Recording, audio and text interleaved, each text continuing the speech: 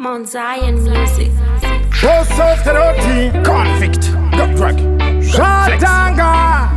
Tunzama windi pam shika shika. Shakatoe kuchema kwangu ndiri kuti dai ndakazia pamwe ndingadai hangu ndakagara ndazvisiya moyo wangu wakandiparirawo dai wakagara wandingwarirawo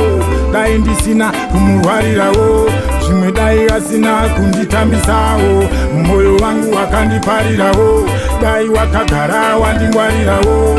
dai ndisina kumurwarirawo zvimwe dai asina kunditambisawo aita ndifunge kuti rudo haruko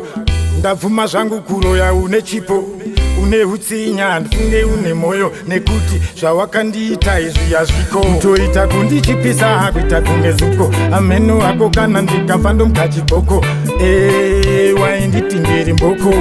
saka iwe chisiyana nemboko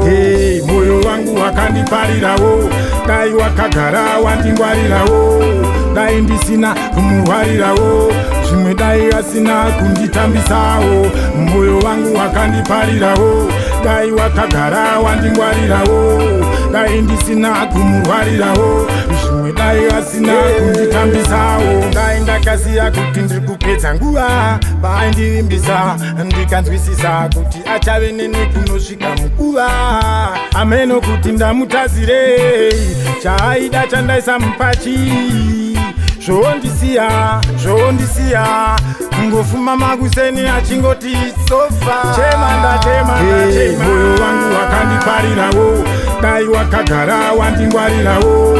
dai ndisina kumurwarirawo zvimwe dai asina kunditambisawo moyo wangu wakandiparirawo dai wakagara wandingwarirawo dai ndisina kumurwarirawo zvimwe dai asina kunditambisawo zvechuwa zvinhu zvinorwadza feya makore hopo muchidana chikupleya kunze achiita kunge anekeya beduwe unozvishaya kosei rudo ruri mumoyo kana ruvengo ruri mumoyo kosei chokwadi chiri mumoyo kana nema dziri mumoyo chema